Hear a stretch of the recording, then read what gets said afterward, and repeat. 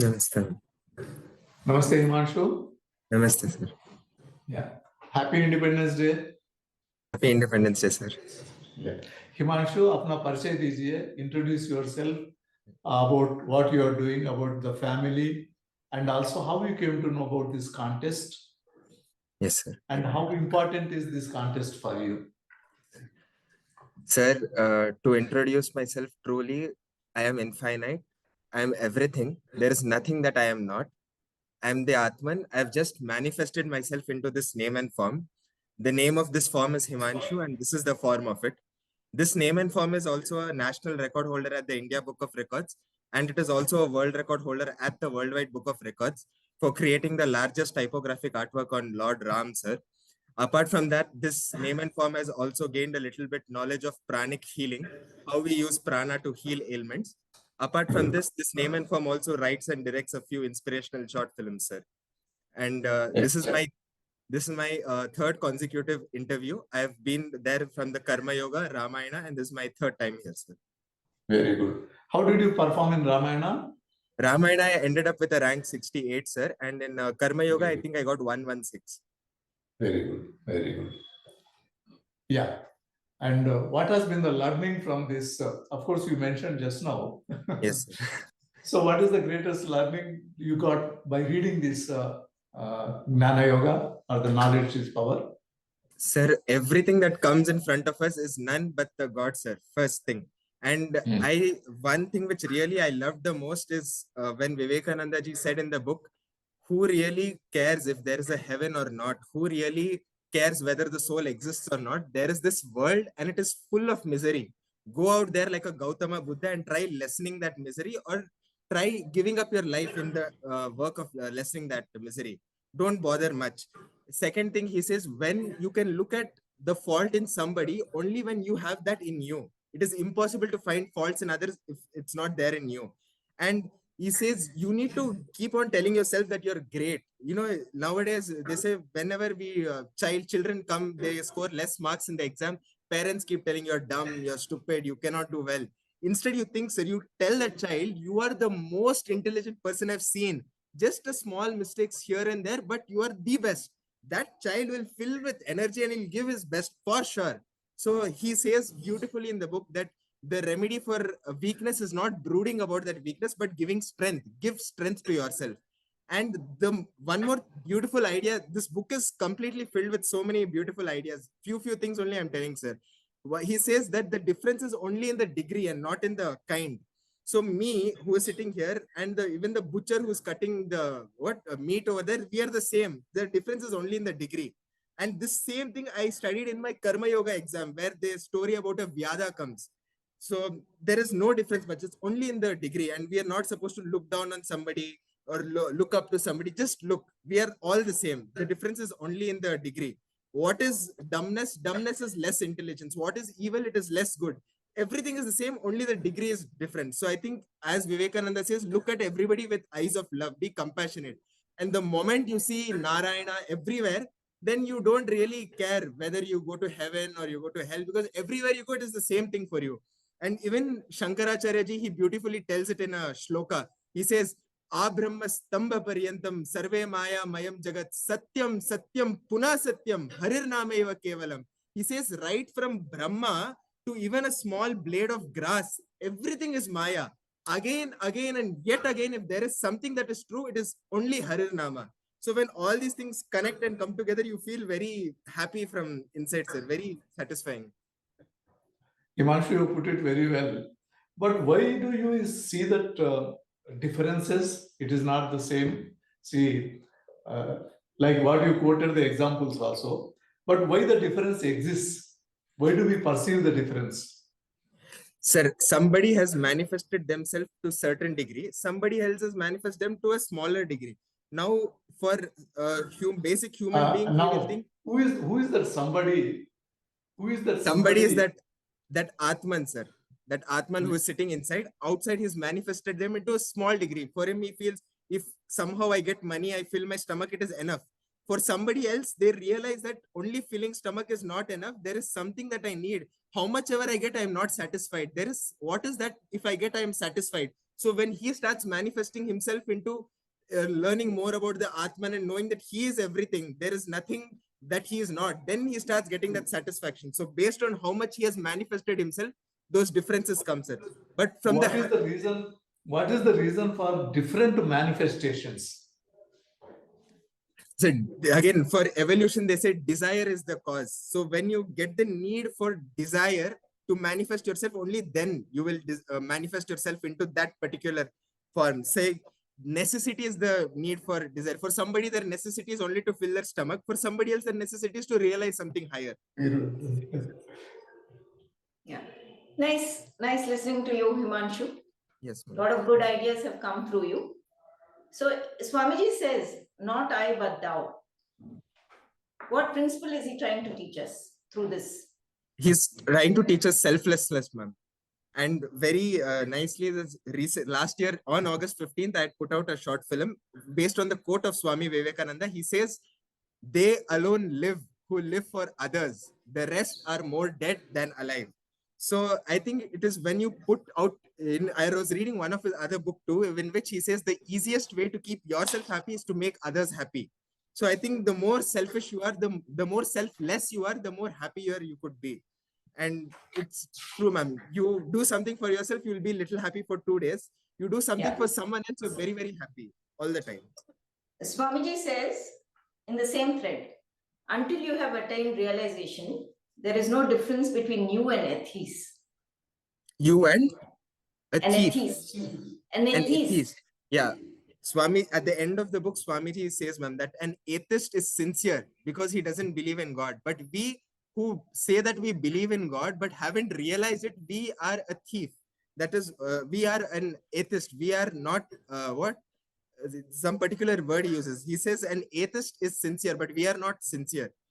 I mean, ma'am, we have different paths for realizing ourselves. Some go to puja, some do bhajan, but every time just sitting and doing that, not realizing that what we do, it is we ourselves, and just sticking on to the path. The path cannot be the goal, is what Swami Vivekananda says. We have to rise higher. So instead of just believing it, trying to inculcate something into that, it is me. Like now, after reading this book, I go out on the street, I look at someone, I try to see even this person is Krishna, even that person is Krishna. First, when my home, my mom, my dad, and then everything around me starts becoming one whole thing. And then when I start realizing it's me, I think I make something out of what I've learned, what my religion is. Religion, at the end of the day, it should take it to oneness, ma'am. If it brings multiplicity, it's not religion. So unless we realize we are it, it doesn't make a point. Yeah. Through this oneness, through Vedanta, what is ultimately the goal of Vedanta? The ultimate goal of Vedanta is to make man realize his true nature, that what he is. We have closed our eyes and crying that it's dark. They just want us to open up and say that it is we who are infinite. We are strong. Everything that we want is within us. It's not that we need to acquire, it is within us. Just manifest it outside. Don't go crying that please help, please help. All help that we have got is right within us. I think that is the ultimate goal. When you look at this analogy of the big banyan tree coming out of a small seed, smaller than a mustard seed, what is Swamiji trying to explain to us through that?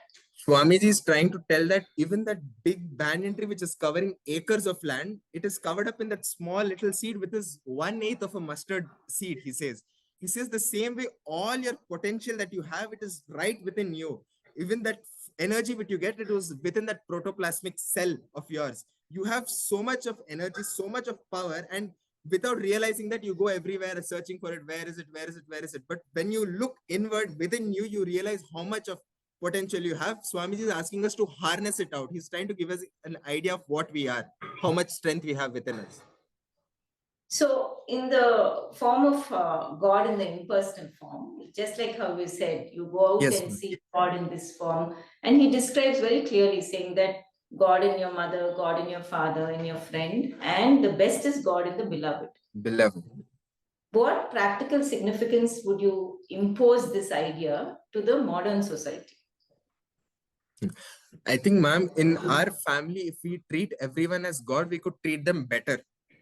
Like now, I come home from something, I don't do anything, my mom starts shouting at me. and I get annoyed at my mom. Instead of getting annoyed, when I get annoyed, when my health goes bad, I get angry on my mom. I want to back answer. But if I start considering my mom as God and I say it's God who's telling this, and it comes out of love.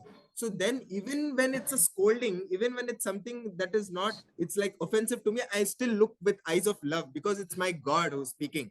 Then I think there'll be a lot of peace and love within the family, ma'am. Family will be even more stronger.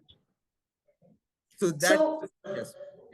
Actually, your time is up, but it's interesting to talk to you. So we'll spend another minute with you. Okay. Yes, ma'am. Now, the concept of when you said you build yourself in love, and there Yes, is ma'am. example in the book also which says that when you are in the presence of a realized soul, there is a complete transformation. Yes, ma'am. So, do you think by you practicing this love and being, can it transform others? Really? Definitely, ma'am. Definitely. Even though such a person doesn't speak anything, if he himself is realized, he doesn't have to tell anything, do anything. He has to just go be present. Or, every time we do puja, we do bhajan, in our culture, we tell this Loka Samasta Sukhino Bhavantu. And that works exactly like a bullet. People trying to make these recent movies like Mahavatar, Narsim and all, which has come. People watch for 2-3 days, they feel so inspired by the bhakti of Praladji, but actual transformation of the society, how it happens is we purify ourselves so much, and just one thought, may this world be peaceful, and you just let it out sitting in one room. For sure, it puts a whole impact on the society, ma'am. Slowly. Definitely, this is the way society transforms. Thank you. Himanshu, again, if we hadn't extended these interviews, you wouldn't have been here. Yes, ma'am. How do you feel about it? How do you feel about this experience of this whole contest, which was different from before? Want your sincere viewpoint. Yeah. From my sincere viewpoint, one thing was clear, that I have given my best, and then when I analyzed my answers, I made mistakes. But when the list came out and my name wasn't there in the cutoff, I just, for 2 seconds, I felt bad, 2 minutes, and then I was like, after studying Jnana Yoga, if I'm feeling bad, this is not the point, Himanshu. I felt like that ship which is stuck in the cyclone in the sea, ma'am. That ship which was going to get drowned, and there's one more US ship going, and these people who are getting drowned are giving courage to them. All the best. Same like that. From the heart, all those students who got qualified, may good happen to them. May all of them be happy and went through. And then what happened, ma'am. I just want to give my best. That's it. Thank you very much, Himanshu. Himanshu. God bless you. Himanshu, this is the third time you are participating in this, and you are also making videos and all that. Would you like to volunteer for Aaryajanani? Definitely, sir. Yeah. So on the website, you can enroll yourself in the volunteers. So the Aaryajanani will get in touch with you. Sure, sir. And the shirt that you are wearing is very nice. What is the significance of it? Sir, actually, this, I never question anything. Whatever my mom comes and gives it to me, where I take it as a prasad, and I never tell this, that. But at least find out what it is. It is only art of your Maharashtra. Sure, sir. Very nice. All the best.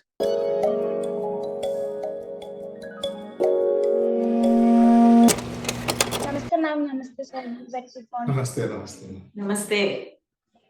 So you're from Usmania Medical College? Yes, ma'am. Which year? Third year, ma'am.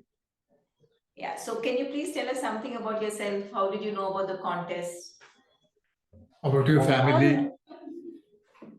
Actually, we have a group in our college which is Heartfulness program called group in WhatsApp. So they posted about this, and I thought of registering and preparing for the exam, and I did it. Wonderful. So others also, your friends also registered for this, or you only registered? As far as I know, in my circle only I have registered. Ma'am, I've shared with somebody else. I don't know if they have registered. So which year of medicine are you doing? Third year, ma'am. Third year. Your parents, are they from Hyderabad or? No, ma'am. They are from Nandyal, Andhra Pradesh, ma'am. Our native is Nandyal. So you're staying in the hostel now? Yes, ma'am. Wonderful. So tell us what you learned from Vedanta. All what you thought. Yes, ma'am. I have gone through the book through like 2-3 weeks, and I have learned many things throughout that time. But some things have stayed with me, like the working without passion and through the eternal calmness.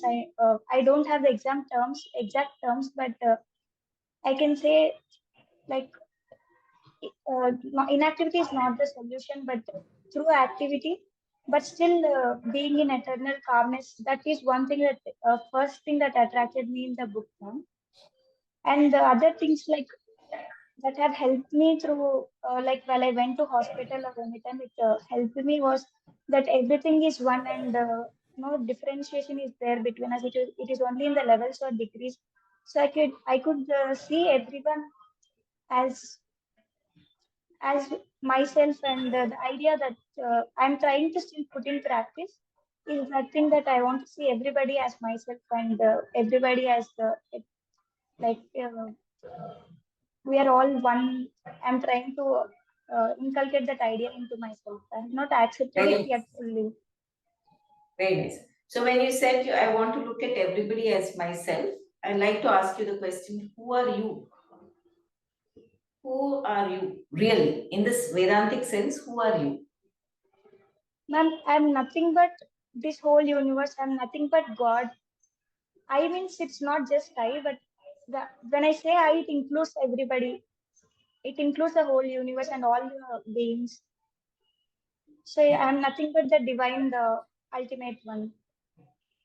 What do you mean by this term, thou art that? That term Swamiji is refers nothing to but this word a couple of times in the book. What do you mean by thou art that? And in this phrase, who is thou and who is that? the creator maybe is referred to thou, and that is myself. The divine and me are the same. That is what I Very good. You understand. understood. Right, okay. So then why do you think there's so much of difference in the world? And it's just in the degree of difference, but not actual difference is not there. Ma'am. There is only a degree that there is variation, but we are all the same. We are all one. So what makes you feel this difference exists? Look, we are looking at each other. According to book, it's Maya that we have form and name, and we are being seen as different people, forms, bodies, and situations, but ultimately we are one soul. So when you're talking about name and form, what does Swamiji explain? How does Swamiji explain the concept of name and form? I'll give you a hint in the form of an ocean.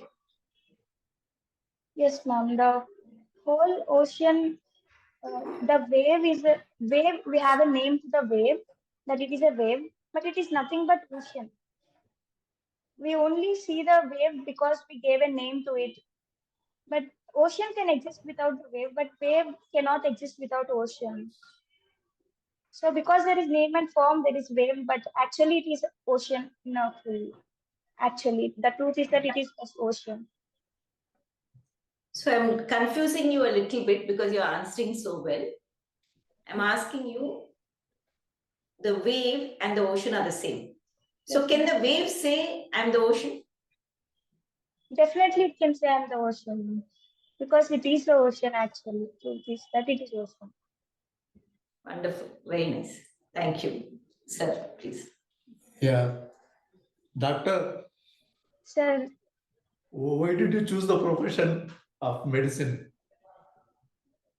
sir, honestly speaking, it was inculcated by my parents into me from very childhood. But then I realized that this is a correct profession for me also because naturally I was very inclined towards feeling for others and helping others.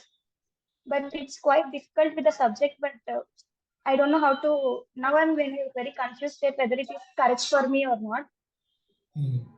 But the feeling I have, sir. But I'm trying to also develop the MBBS subject form of it.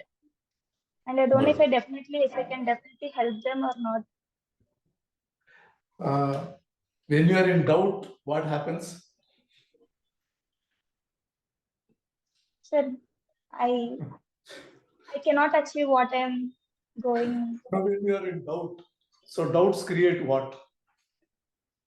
And how do you Yes. overcome that? Sir, How even Vedanta in this helps time, you? sir, How Vedanta helps you to overcome those doubts? sir, because Vedanta teaches us that there is nothing that we cannot do in this world. Right. I cannot tell myself as weak. I am strong, and because I am divine, I can achieve anything I want. So even there are phases in my life like this, then ultimately whatever I want to do, maybe because it is possible, I will do it. Your doubts are removed now?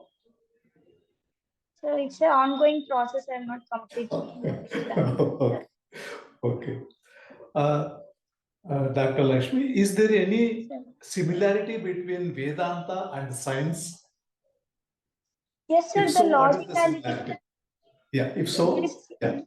there is similarity, sir. That the logicality part, that the practicality, and because the modern day, even myself and all of my colleagues also, they want logic behind everything. There should be practicality in everything. Now nobody is ready to believe that whatever anybody says, everybody Correct. understands by themselves and reflects on it. So that part is common between science and Vedanta, I feel so.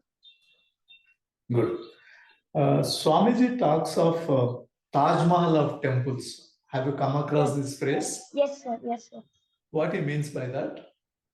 That human being is considered, according to Swami, human being is considered as Taj Mahal among all the temples. Like the human body is considered Taj Mahal of all the temples, because every body is considered temple, and we ourselves are considered God. For a doctor, how important is that? For a doctor, how important is this?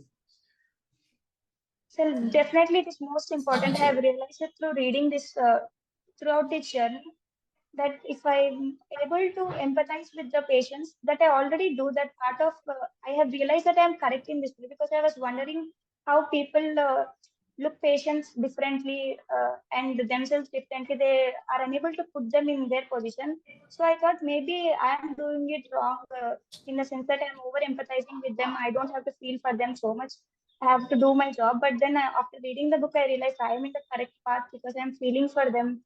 I'm imagining myself and my parents or my grandparents in their situation, and actually, if I get the subject well, then I'll be able to do it really well. So, Yeah, Dr. Lakshmi, today we are celebrating Independence Day. So yes, we sir. got freedom, Yes, right? sir. So what is freedom according to Vedanta? So freedom is nothing but realizing the truth that we are not bound by any laws, and realizing that we are divine, just getting over all the illusions and realizing our true self is nothing but freedom, sir. Very good. So all the best. Thank you, sir. So Lakshmi, let me tell you, you've done very well. You've understood Thank this you, sir. concept of Vedanta extremely well.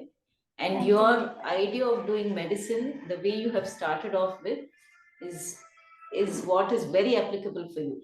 Don't worry about your, the amount of volume that you have to study. Ultimately, your goal of feeling for your patients, doing good for them is the most important thing which you already have. Don't worry about your curriculum. What your parents do? Sir, my father is a government employee, sir. It's a temporary job, it's a contract-based worker. And my mom is a housewife, sir. And I would like to thank you, everybody from Aaryajanani and you, for putting so much effort. This actually, because of scholarship, it acted as a goal for me to complete the book, because I have started reading Vivekananda books before, but I have never completed them. And whenever I felt like not reading, I completed because of aiming for scholarship. And now I'm happier, even if the scholarship comes or not, I'm happy that I completed the book and learned this much. You have seen the Aaryajanani website? Yes, sir. Would you like to volunteer for the Aaryajanani? Sir, I mean, what will be there? What is the requirements for that? I would like to know. Yeah. No, we'll contact you later. Okay. But read the website also. It's very important element of womanhood, motherhood. Okay. Okay. Thank you, Lakshmi. Nice Thank you, to ma'am. have Thank you, heard from ma'am. you. All the best. My pleasure, ma'am.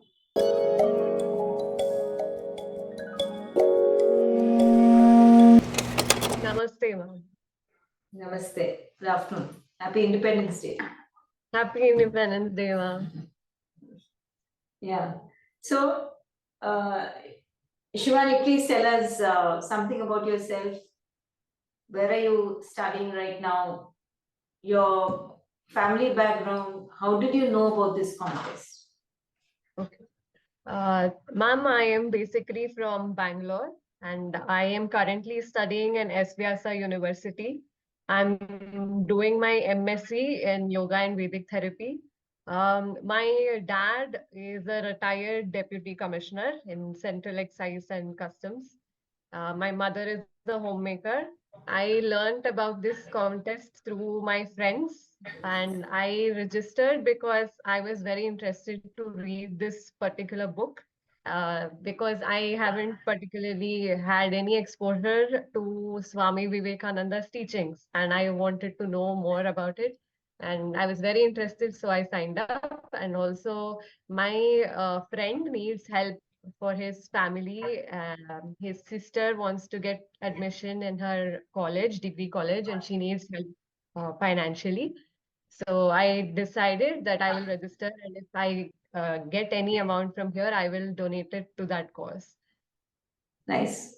SVSA is very much into Swami Vivekananda's thoughts. So, how is it that you're not exposed to it? And since you're now exposed to it, what is it that you learned? And also, how can you put it in your real life? Yes, ma'am. So I come from a law background. So it's only from the last 2 years in my MSc that I am learning about the scriptures and the spiritual teachings that India has to offer. And of course, Swami Vivekananda is the big influence in SVSA. But in our subjects, there is no particular subject or a paper that targets his teachings per se. I have read his Raja Yoga, his commentary on Patanjali Yoga Sutras, and that was the only book I had studied prior to my experience here. So it was really nice reading this book. And what appealed to me the most is the first lecture where Swami Vivekananda talks about how this knowledge is not restricted to people sitting in a forest or a cave, and how the busiest monarchs were thinking and contemplating, and they were realized beings. So it was like a wake up call to all of us that we are mostly free compared to a monarch. So what is really stopping us from pursuing this to really jump with both feet in? And it made me want to go deeper into this practice because all the limitations that we hold are self-imposed and they are not real. They are hollow and baseless when we actually look into it. It made me want to move out of my comfort zone and maybe move into a Gurukula system properly and do my sadhana. So it was very inspiring for me to read this book.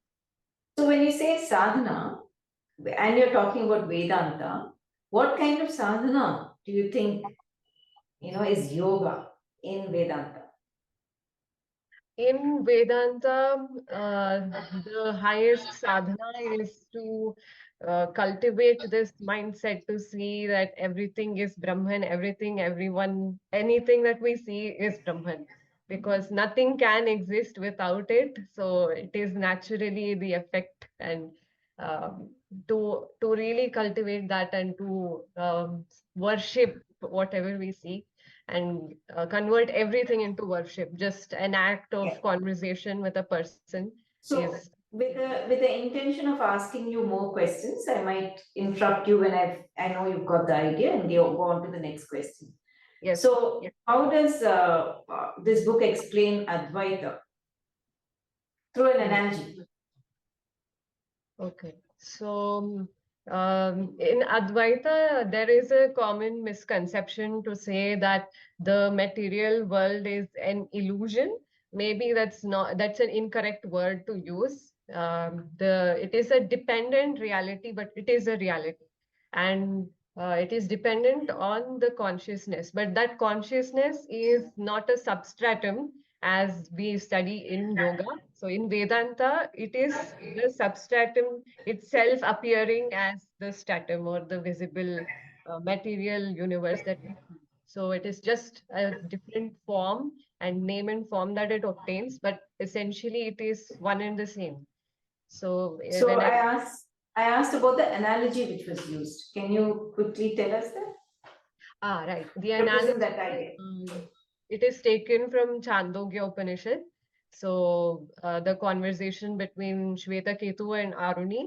So when it's the teaching of Tattvamasi. So the analogy is given the rivers merging into the ocean, and gold and ornaments, and the honey derived from various flowers merging in the beehive. It is one and the same.